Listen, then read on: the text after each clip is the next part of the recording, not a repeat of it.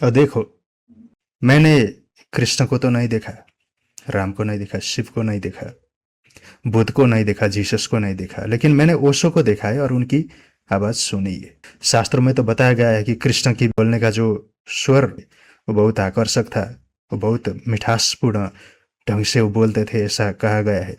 लेकिन अब मुझे वो कृष्ण की आवाज सुनने की तो अब 5000 साल पहले की बात है, लेकिन लेकिन ओशो की आवाज मैंने सुनी है। उनका जो आवाज है उसको मैं क्या कहता हूँ, वॉइस दैट हिप्नोटाइजेस, सम्मोहित करने वाला आवाज।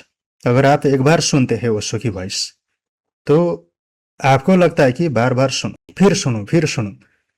आपको कभी तृप्ति नहीं मिलती, तृप्ति नहीं मिलती, प्यास और बढ़ जाती है। ओशो की वॉइस ही ऐसी है ना कि जब आप एक बार सुनते हैं तो बार बार सुनने का मन करता है। शायद सबसे अच्छी बात उनके बारे में, जो सबसे अच्छा लगने वाली बात ही सबके लिए शायद आवाज होगा। अब अजीब सी एक लत है कि फिर सुनो, फिर बार बार सुनो, ऐसा लगता है हमें। तो ये अजीब लत है, लेकिन ये लत जो है ये आपको कमजोर नहीं बनाता। ये लत आपको अपने खुद के अंदर ले जाती है। तो ये लत तो है लेकिन शुभ लत है। हाँ, नशा तो है लेकिन शुभ नशा है, नशा ही है। ओशो की वॉइस में एक तरह की नशा ही होती है, लेकिन ये नशा जो है ये शुभ नशा है। नशा विविध प्रकार की होती है, खराब भी होती है, लेकिन ये शुभ। और मैंने खुद महसूस किया है कि जब कुछ दर्द होता है, जब कुछ थकान होता है, मन भारी सी होता है, भारी सा होता है, और मन में कुछ अगर बेचैनी चल रहा होता है, तो अगर हम ओशो की सुनते हैं तो अंदर से वो थकान गायब होने लगती है, शांति महसूस होने लगती है, एक गहरा शांति हमारे अंदर उतरती है।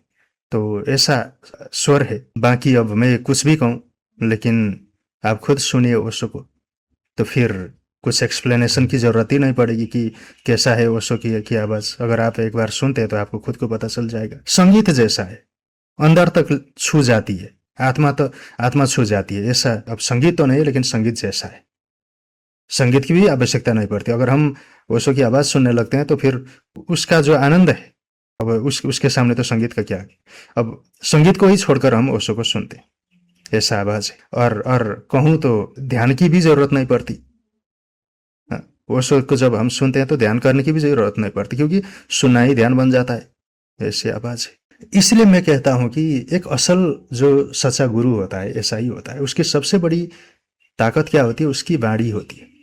एक सच्चा गुरु की असली ताकत वाणी ही होती है। तो उसकी वाणी ही सुनते सुनते हम ऐसा महसूस करते हैं कि जैसा ध्यान हम कर रहे हैं।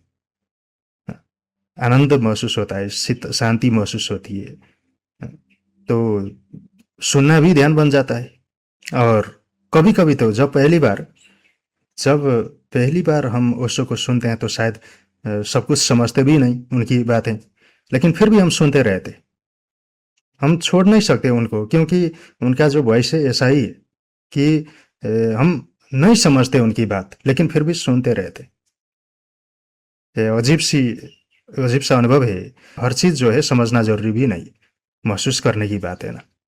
और महसूस करने से आनंद मिल रहा है, नशा मिल रहा है, झूम रहे हैं हम, तो फिर समझना भी क्यों जरूरी है। हर बात समझने की जरूरत नहीं होती, महसूस करने की भी चीज़ होती है।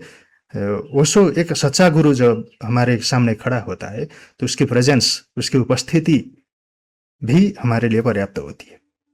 तो जब वो बोलने लगते हैं तो अगर हम कुछ नहीं समझते तो भी